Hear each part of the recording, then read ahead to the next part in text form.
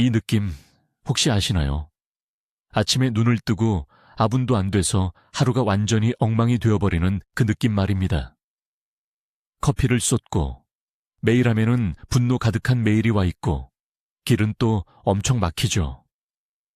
마치 온 우주가 나를 상대로 음모를 꾸미고 있는 것 같습니다. 하지만 이 모든 것을 바꿀 수 있는 아주 간단한 스위치가 당신의 마음속에 있다면 어떨까요? 그리고 이 스위치는 거의 2000년 전에 만들어진 단 하나의 문구, 단 하나의 명언일 뿐입니다. 너무 단순해서 믿기지 않으신다고요? 지금부터 고대 스토아 철학자들의 지혜가 당신의 기분뿐만 아니라 하루 전체를 어떻게 근본적으로 변화시킬 수 있는지 보여드리겠습니다. 몇 마디 말 속에 숨겨진 힘에 놀라실 겁니다. 장담하건대 이 영상을 마칠 때쯤이면 당신은 당신의 문제를 완전히 다른 시각으로 바라보게 될 것입니다. 우리가 그 명언에 깊이 들어가기 전에 잠시 스토아 철학자들이 정확히 누구였는지부터 알아봅시다. 아닙니다. 많은 사람이 생각하듯이 감정 없는 석상 같은 존재가 아닙니다. 고대 그리스와 로마의 혼란스럽고 잔혹했던 세상 속에서 살았던 사람들을 한번 상상해 보세요. 그 중에는 에픽테토스와 같은 노예도 있었고 세네카와 같은 황제의 고문도 있었으며 심지어 마르쿠스 아우렐리우스 황제 자신도 있었습니다. 이들을 하나로 묶은 공통점은 무엇이었을까요? 바로 외부의 혼돈에도 불구하고 선하고 의미 있으며 평온한 삶을 사는 방법을 찾았다는 것입니다. 스토아 철학은 도서관에 박혀있는 난해한 철학이 아니라 삶의 실용적인 사용 설명서와 같습니다. 그들의 핵심 아이디어는 천재적일 만큼 단순합니다. 우리는 주변에서 일어나는 일들, 즉 날씨, 타인, 경제 상황 등을 통제할 수 없다는 것입니다. 하지만 우리는 우리 내부에서 일어나는 일, 즉 우리의 생각, 판단, 그리고 반응은 100% 통제할 수 있습니다. 그리고 바로 이 통제 능력 속에 평온함과 힘을 얻는 열쇠가 숨어 있습니다. 자, 오늘 우리가 사용할 핵심 도구인 이 명언은요. 노예 출신으로 가장 위대한 철학자 중 한 명이 된 에픽테토스의 말입니다. 간단하니 꼭 기억하세요. 사람들을 괴롭히는 것은 일 자체가 아니라 그것에 대한 생각이다. 다시 한번 강조합니다. 우리를 불행하게 만드는 건 사건 그 자체가 아니라 우리가 그 사건에 대해 어떻게 생각하는가 하는 점입니다. 언뜻 들으면 너무 뻔한 이야기처럼 들릴 수 있습니다. 당연히 다 머릿속에 있는 거 아닌가. 하지만 진짜 핵심은 단순히 이 사실을 아는 것이 아니라 매 순간 이것을 실천하는 데 있습니다. 이 문구는 단순한 명언이 아닙니다. 어떤 상황이든 걸러낼 수 있는 실용적인 필터입니다. 이것은 세상을 두 부분으로 나눕니다. 실제로 발생한 일, 그리고 그 위에 우리가 스스로 덧씌우는 이야기, 감정, 최악의 시나리오 같은 과장된 층이 그것입니다. 스토아 철학자들은 우리에게 현실의 외과 의사가 되라고 조언하며 이 두 가지를 조심스럽게 분리하라고 말합니다. 이제 우리는 그 방법을 배울 것입니다. 아침 일찍부터 시작해 보겠습니다. 아주 흔한 상황을 상상해 보세요. 깨끗한 셔츠에 뜨거운 커피 한 잔을 쏟는 겁니다. 당신의 첫 번째, 자동적인 반응은 무엇일까요? 아마도 분노가 치밀어 오르고 실망감이 몰려오면서 오늘 하루 망쳤네. 내가 다 망쳤어. 이제 늦겠다. 같은 생각이 폭포수처럼 쏟아져 나오겠죠. 잠깐 멈춰봅시다. 우리가 다루려는 이 원칙을 여기에 바로 적용해 보죠. 실제로 일어난 일은 무엇인가요? 팩트는 이겁니다. 천에 갈색 액체가 묻었다는 것. 그게 다입니다. 이것이 객관적인 현실이죠. 하지만 끔찍한 하루의 시작. 나는 정말 운이 없어. 모든 게 꼬였어. 라는 생각들은 이미 사건에 대한 당신의 해석입니다. 당신 스스로에게 들려주는 하나의 이야기일 뿐이죠. 커피는 그냥 커피입니다. 셔츠는 그냥 1000조각이고요. 지각은 일어날 수도 있는 가능성이 있는 결과일 뿐이지 우주적인 대재앙이 아닙니다. 이 차이가 느껴지시나요? 사건 자체는 중립적입니다. 여기에 감정적인 색깔을 입히는 것은 바로 당신 자신입니다. 그리고 여기가 바로 당신이 통제권을 가로챌 수 있는 첫 번째이자 가장 중요한 지점입니다. 이제 방정식의 두 번째 요소인 우리의 반응에 대해 살펴보겠습니다. 여러분이 이 사건 때문에 화가 났어 라고 말할 때 사실상 감정을 조절하는 리모컨을 외부 세계에 넘겨주는 꼴입니다. 커피를 쏟았거나 끼어든 운전자에게 혹은 실수로 뭔가를 말한 동료에게 말이죠. 여러분은 상황의 꼭두각시가 되어버립니다. 하지만 스토아 철학은 그 리모컨을 여러분에게 돌려줍니다. 스토아 철학은 말합니다. 사건과 여러분의 반응 사이에는 틈이 존재한다고. 아주 짧은 순간이지만 여러분이 선택을 할 수 있는 순간이죠. 의식적인 선택을 할 수 있는 순간입니다. 커피 때문에 자동적으로 화를 내는 대신 숨을 쉬고 스스로에게 이렇게 말할 수 있습니다. 좋아, 셔츠에 얼룩이 묻었네. 기분 나쁘지만 내가 당장 뭘 할 수 있지. 여러분은 감정적인 드라마에서 실용적인 문제 해결로 초점을 전환하는 겁니다. 이것이 바로 스토아 철학자들이 말하는 자유입니다. 자신의 반응에 노예가 되는 대신 그 반응을 선택할 자유 말입니다. 그리고 이 자유는 여러분에게 언제든지 열려 있습니다. 자, 커피 문제는 해결됐습니다. 집을 나서 차에 타는 순간 바로 지독한 교통체증에 갇히게 됩니다. 일반적인 반응은 뭘까요? 짜증, 핸들을 손가락으로 초조하게 두드리기, 계속 시계만 확인하는 것, 머릿속은 나 늦겠네, 상사 얼굴 보기 힘들겠네, 왜 꼭 오늘 이래야 하는 거야 라는 생각으로 가득 찹니다. 우리는 또다시 잘못된 판단에 덫에 걸렸습니다. 에픽테토스의 필터를 적용해 볼 시간입니다. 사실, fact. 이 뭡니까? 우리 앞에 있는 차들이 느리게 움직이고 있다는 것. 이게 전부입니다. 그냥 물리적인 현상일 뿐입니다. 하지만 나는 늦을 것이라는 생각은 아직 일어나지 않은 단순한 예측입니다. 상사가 화를 낼 것이라는 미래에 대한, 그리고 다른 사람의 감정에 대한 나의 환상에 불과합니다. 지옥 같은 정체라는 표현은 우리의 감정적 평가일 뿐입니다. 이런 판단 때문에 스스로 고통받는 대신 우리가 할 수 있는 일은 무엇일까요? 우리는 앞에 있는 차들이 빨리 움직이도록 강요할 수 없습니다. 이것은 우리가 통제할 수 없는 영역입니다. 하지만 이 시간을 어떻게 보낼지, 어떻게 활용할지는 우리가 통제할 수 있습니다. 교통체증이 그냥 버려지는 시간이 아니라 뜻밖의 선물이라고 생각한다면 어떨까요? 바로 그거예요. 일종의 선물이죠. 바꿀 수 없는 현실과 부딪혀 싸우기보다는 그 현실을 인정하고 역으로 활용할 수 있습니다. 교통체증에 갇혀버렸나요? 오히려 아주 잘 됐습니다. 평소 시간이 없어서 못 들었던 흥미로운 팟캐스트나 오디오북을 들을 수 있는 20분이 생긴 겁니다. 연락이 뜸했던 부모님이나 친구에게 전화를 걸 수도 있고요. 아니면 그냥 조용히 앉아 심호흡을 하며 다가올 하루를 차분하게 정리할 수도 있죠. 교통체증이 스트레스의 원천에서 기회로 바뀌는 순간입니다. 이 관점의 전환, 보이시나요? 느리게 움직이는 차들이라는 그 사건 자체는 전혀 변하지 않았습니다. 바뀐 것은 그 사건을 바라보는 당신의 생각입니다. 그리고 생각이 바뀌자마자 당신의 감정 역시 바뀌었죠.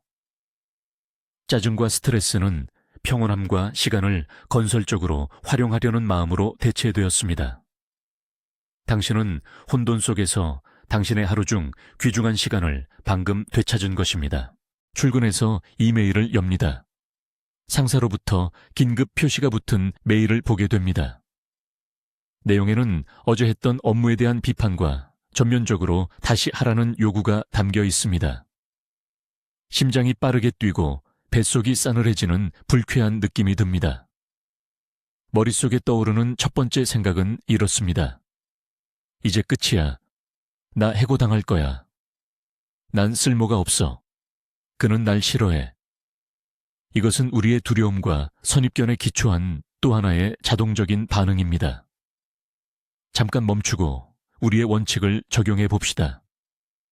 여기서 사실은 무엇입니까? 상사가 업무 결과에 만족하지 못했고 수정을 요청했다는 것입니다. 끝입니다. 이게 당신이 가지고 있는 전부의 객관적인 정보입니다. 하지만 나 해고당할 거야는 당신이 만들어낸 파국적인 시나리오에 불과합니다. 난 쓸모가 없어는 단 하나의 사례를 바탕으로 만들어낸 고통스러운 과잉 일반화입니다. 그는 날 싫어해는 근본적으로 불가능한 타인의 생각을 읽으려는 독심술 시도입니다. 이 모든 생각들은 그저 잡음일 뿐입니다. 이 감정적인 소음에서 사실만 걷어내면 비로소 상황이 명확해집니다. 문제는 더 이상 세상이 무너질 듯한 대재앙이 아니라 명확하고 구체적인 해결 과제가 되는 거죠. 이 과제는 아주 간단합니다. 상사가 정확히 어떤 부분에 대해 수정 혹은 보완을 원하는지 파악하고 반영하는 것. 그게 전부입니다. 감정적인 드라마는 전혀 없죠. 여러분은 침착하게 상사에게 다가가 필요한 부분에 대해 질문을 던질 수 있습니다. 자신의 실수를 분석하고 다음에는 더 잘할 수 있게 됩니다. 이처럼 스토아 철학적인 접근법을 활용하면 패닉이나 자기 비난의 정신적 에너지, 멘탈 에너지를 낭비하지 않게 됩니다. 그 대신 모든 에너지를 현실적인 문제 해결에 온전히 집중할 수 있습니다. 이는 여러분을 더 차분하게 만들 뿐 아니라 훨씬 더 효율적인 사람으로 만듭니다. 패닉에 휩쓸리지 않고 차분하고 체계적으로 문제를 해결하는 사람이야말로 가장 귀한 인재이며 가장 신뢰할 수 있는 파트너입니다. 그리고 이 능력은 단순하게 사실과 자신의 생각이나 해석을 구분하는 것에서 시작됩니다. 스토아 철학자들은 흔히 내면의 요새라는 은유를 사용했습니다. 여러분의 마음이 난공불락의 성체라고 상상해 보세요. 외부 세계는 거세게 몰아칠 수 있습니다. 비난이라는 비가 쏟아지고 실패라는 바람이 불어닥치며 타인의 분노라는 천둥이 울려 퍼질지라도 말이죠. 하지만 여러분이 스스로 성문을 열어주지 않는 한 그 어떤 것도 요새 안으로 침입할 수 없습니다. 그렇다면 이 문은 무엇일까요? 바로 여러분의 인식과 판단입니다. 상사의 비난을 재앙으로 받아들이는 순간 여러분은 문을 활짝 열고 즉 패닉과 두려움을 스스로 안으로 들여보내는 꼴이 됩니다. 교통체증이 끔찍하다고 단정하면 여러분은 짜증을 스스로 불러들이는 것과 같습니다. 에픽테토스의 명언은 바로 이 성문을 지키는 여러분의 경비병입니다. 어떤 사건이 여러분의 성체 가까이 다가올 때마다 이 경비병은 묻습니다. 너는 실제 존재하는 것이냐? 아니면 그저 관념에 불과한 것이냐? 그리고 만약 그것이 단순한 관념에 불과하다면 경비병은 절대 안으로 침투하도록 허락하지 않을 것입니다. 이런 마음의 요새를 쌓는 것은 하루아침에 이루어지는 일이 아닙니다. 마치 헬스장에서 근육을 단련하는 과정과 같습니다. 커피를 쏟거나 교통체증에 갇히거나 불친절한 계산원을 만나는 등의 사소한 불편함에 이 원칙을 의식적으로 적용할 때마다 여러분은 하나의 반복 랩 파트를 하는 것입니다. 여러분의 인식 근육을 키우고 있는 거죠. 처음에는 많은 노력이 필요합니다. 여러분의 뇌는 습관적으로 자동적인 부정 반응에 빠지려 할 것입니다. 하지만 반복할수록 사건과 여러분의 반응 사이에 주어지는 그 짧은 간격이 점점 더 길어질 것입니다. 스스로 드라마를 과도하게 만들고 있다는 것을 포착하고 현실로 돌아오는 것이 점점 더 쉬워질 겁니다. 그리고 삶에서 누구에게나 닥치는 정말 심각한 문제가 발생했을 때 여러분의 내면의 요새는 이미 견고하게 세워져 있을 겁니다. 여러분의 근육은 잘 단련되어 있어서 공황 상태 대신 침착한 결단력으로 그 충격을 맞설 수 있게 될 것입니다. 이처럼 사소한 일상의 훈련들이 여러분을 인생의 큰 싸움에 대비시키는 것입니다. 자, 그럼 이번에는 또 다른 흔한 문제, 바로 까다로운 사람들과의 관계에 대해 이야기해 봅시다. 누구에게나 말 한마디나 행동 하나로 우리의 평정심을 완전히 무너뜨릴 수 있는 동료나 친척 또는 지인이 있죠. 가령 회의 시간이라고 가정해 봅시다. 동료가 모두 앞에서 당신의 아이디어를, 그것도 아주 얄밉게 비난하기 시작하는 거예요. 당신의 내면에서는 어떤 일이 벌어지나요? 분노, 억울함, 그리고 똑같이 되받아치고 싶은 충동이 밀려오겠죠. 저 사람이 어떻게 저럴 수 있지? 분명 나를 일부러 망신 주려고 하는 거야 라고 생각합니다. 결국 당신의 하루는 다시 엉망이 되고 저녁 내내 그 대화를 머릿속에서 되풀이합니다. 자, 이제 스토아 철학자의 관점으로 이것을 바라봅시다. 팩트.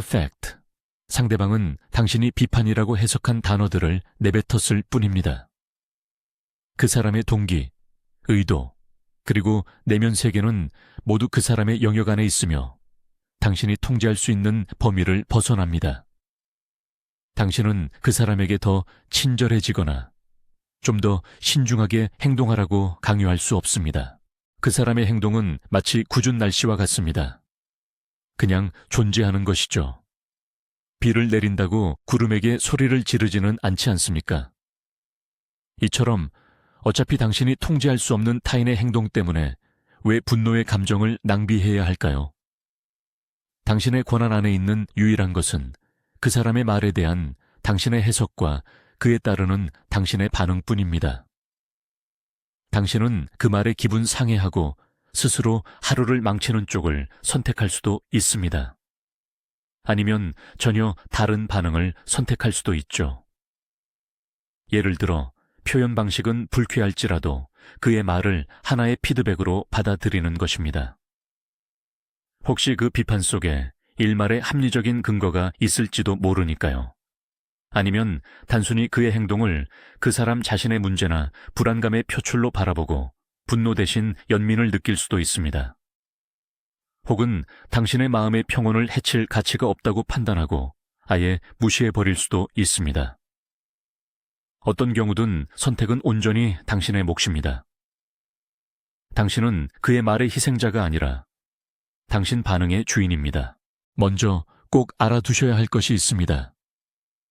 스토아 철학은 소위 긍정적 독성, 즉 지나친 낙관주의와는 완전히 다릅니다. 상황이 그렇지 않은데 억지로 모든 게 완벽한 척할 필요는 없다는 뜻입니다. 커피를 쏟는다면 당연히 기분이 상하고 짜증날 수 있습니다. 직장 상사에게 비판을 받는다면 심적으로 고통스러울 수도 있고요. 스토아 철학은 감정을 억누르거나 세상에 장밋빛 안경을 끼고 보라고 권하지 않습니다. 그들이 추구하는 것은 다른 것입니다. 바로 현실을 있는 그대로 바라보는 냉철한 시각입니다. 그들은 당신의 첫 번째, 무의식적인 감정을 인정하라고 조언합니다. 그래, 짜증난다. 그래, 속상하다. 라고요. 하지만 그 1차 감정이 패닉, 절망, 혹은 자기 비하와 같은 소위 2차 감정으로 확대되는 것은 막아야 합니다. 단 하나의 불쾌한 일 때문에 온 세상이 나를 괴롭힌다는 식의 논리를 만들어내지 말라는 것입니다. 스토아 철학은 그야말로 최고의 형태로 구현된 현실주의입니다. 상황을 과장하거나 드라마틱하게 만들지 않고 있는 그대로 볼 수 있도록 가르치는 것입니다. 이것은 긍정적으로 생각하라가 아니라 명료하게 생각하라에 대한 이야기입니다. 스토아적 접근 방식과 독이 되는 긍정, 턱시크 포지티비티 사이에는 정말 엄청난 차이가 있습니다. 독이 되는 긍정은 당신이 문제를 외면하도록 강요합니다. 예를 들어 직장에서 해고됐다고요. 슬퍼하지 마세요. 오히려 잘된 일이에요. 라고 말하는 식입니다. 반면 스토이시즘은 현실을 직시하게 만듭니다. 당신은 해고당했습니다. 이는 엄연한 사실입니다. 분명 힘든 일입니다. 우선 이 고통을 온전히 느끼세요. 그리고 나서 당신이 통제할 수 있는 것은 무엇일까요? 이력서를 다듬고 새 공고를 찾고 새로운 기술을 배우는 일입니다. 바로 여기에 집중해야 합니다. 스토이시즘은 고통을 부정하지 않습니다. 다만 그 고통이 당신의 삶 전체를 집어삼키도록 두지 않습니다. 마치 불이 난 것을 모른 척하지 않고 그 불이 번지는 것을 국지적으로 막아내는 것과 같습니다. 자기 자신과 세상에 대한 이러한 솔직함은 놀라울 만큼 해방감을 줍니다. 당신은 현실과 싸우는데 에너지를 낭비하는 대신 현실과 함께 일하기 시작하는 것입니다. 에픽테토스의 간단한 한 구절은 삶에 대한 이러한 신중하고 강인한 접근 방식을 매일 상기시켜주는 메시지가 될 수 있습니다. 이제부터 정말 중요한 이야기, 바로 도미노 효과입니다. 여러분의 반응을 바꾸면 여러분 자신의 상태뿐만 아니라 주변 사람들까지 영향을 받게 됩니다. 예를 들어 여러분의 날카로운 비판에 동료가 발끈하며 화를 내는 대신 침착하고 자신감 있는 목소리로 의견 고마워요. 한번 생각해 볼게요. 라고 답했다고 상상해 보세요. 여러분의 다음 반응은 어떨까요? 아마도 여러분의 공격적인 태도는 누그러들 것입니다. 공격성은 보통 상대의 공격을 기대하는데 그걸 받지 못하면 힘을 잃고 저절로 사라지기 때문입니다. 아니면 상사와의 상황으로 돌아가 봅시다. 만약 여러분이 당황하거나 변명하는 대신 건설적인 질문과 실수를 바로잡으려는 준비된 자세로 상사를 대한다면 상사의 태도는 분명히 달라질 것입니다. 상사는 여러분을 문제가 아닌 어려움을 스스로 해결해 나가는 신뢰할 만한 사람으로 보게 됩니다. 여러분의 차분함은 전염성이 있습니다. 이러한 차분함이 긴장된 분위기를 완화시키고 대화를 생산적인 방향으로 이끌어갈 수 있습니다. 여러분, 자신의 내면을 변화시키는 것만으로도 자신도 모르는 사이에 주변의 세상까지 변화시키기 시작하는 것입니다. 이 인용구를 마음속에 재부팅 버튼이라고 생각해 보세요. 하루 중 언제라도 감정이 북받쳐 오르거나 부정적인 생각의 소용돌이에 빠지기 시작할 때 잠시 멈춰 서세요. 숨을 깊이 들이마시세요. 그리고 마음속으로 이 말을 되뇌이세요. 나를 괴롭히는 것은 상황 자체가 아니라 그것을 바라보는 나의 생각이다. 이것은 마치 트랜스 상태에서 벗어나게 해주는 손가락 딸깍 소리와 같습니다. 이 말이 당신과 문제 사이에 즉각적인 거리를 만들어줍니다. 당신은 더 이상 그 드라마의 참여자가 아닙니다. 관찰자가 되는 거죠. 이 관찰자의 시점에서는 상황을 훨씬 더 냉철하게 판단할 수 있습니다. 실제로 무슨 일이 일어났지? 내가 통제할 수 있는 부분은 뭐지? 가장 현명한 다음 단계는 뭘까? 단 몇 초밖에 걸리지 않는 이 단순한 습관이 수많은 불필요한 걱정, 충동적인 결정, 그리고 망가진 기분을 막아줄 수 있습니다. 이것이 바로 스트레스를 위한 당신만의 개인적인 키트롤 팔럴 ALT라 알리트 키입니다. 이 도구가 제대로 효과를 발휘하려면 이것을 습관으로 만들어야 합니다. 단순히 명언을 아는 것만으로는 부족해요. 결정적인 순간에 머릿속에 바로 떠올라야 합니다. 어떻게 해야 할까요? 아주 간단합니다. 하루를 이 문장과 함께 시작하세요. 잠에서 깨어나면 가장 먼저 이 문구를 떠올리세요. 쪽지에 적어 화장실 거울이나 컴퓨터 모니터에 붙여놓거나 핸드폰 배경화면으로 설정할 수도 있습니다. 눈에 자주 띌수록 당신의 뇌는 더욱 빨리 그것에 익숙해질 것입니다. 작은 도전을 해보세요. 하루 동안 겪는 사소한 모든 짜증나는 일을 이 스토아적 필터를 통해 걸러내려고 노력해보세요. 잘 안 되었나요? 괜찮습니다. 다시 시도하면 됩니다. 이것은 훈련이니까요. 처음에는 분노가 폭발한 후에야 그 문구를 떠올릴 수도 있습니다. 하지만 시간이 지나면서 점점 더 일찍 자신을 알아차리게 될 것이고, 결국 부정적인 감정이 당신을 완전히 휩쓸어버리기 전에 대처할 수 있게 될 것입니다. 이러한 단순한 습관이 주는 이점은 단순히 하루를 잘 보내는 차원을 훨씬 넘어섭니다. 매일같이 사실과 여러분의 해석인식을 구분하는 훈련을 하다 보면 심리학자들이 회복 탄력성, resilience이라고 부르는 능력을 점진적으로 키우게 됩니다. 삶의 폭풍우에 덜 취약해지는 것이죠. 사소한 문제들은 더 이상 신경조차 쓰이지 않게 되고, 큰 문제에 대해서는 냉철한 이성과 명확한 행동 계획을 가지고 접근하게 됩니다. 정말로 에너지를 쏟을 가치가 있는 것이 무엇인지, 그리고 단순히 배경소음에 불과한 것이 무엇인지 구별하기 시작하는 거죠. 이는 전반적인 스트레스와 불안 수준을 낮추는 결과를 가져옵니다. 여러분은 더 침착해지고 자신감이 생기며 그 결과로 더욱 행복해집니다. 왜냐하면 스토아 철학자들이 말했듯이 행복은 외부 환경의 결과가 아니기 때문입니다. 행복은 여러분 스스로 만들어내는 내면의 질서와 조화의 결과입니다. 그리고 이 모든 것은 단 하나의 문장에서 시작될 수 있습니다. 우리가 통제할 수 있는 것과 통제할 수 없는 것을 구분하는 생각은 스토아 철학의 핵심입니다. 하지만 도구가 될 수 있는 강력한 명언이 이것 하나뿐인 건 아닙니다. 예를 들어 세네카는 이렇게 말했습니다. 어렵기 때문에 감히 시도하지 못하는 것이 아니다. 우리가 감히 시도하지 않기 때문에 어려운 것이다. 이 문구는 미루는 습관, 즉 게으름에 대한 완벽한 해독제입니다. 여러분 앞에 크고 부담스러운 과제가 놓여 있을 때 우리는 보통 이건 너무 복잡해, 난 절대 못해 라고 생각합니다. 그리고 이러한 관념은 우리를 마비시키죠. 하지만 세네카의 통찰을 적용해 보세요.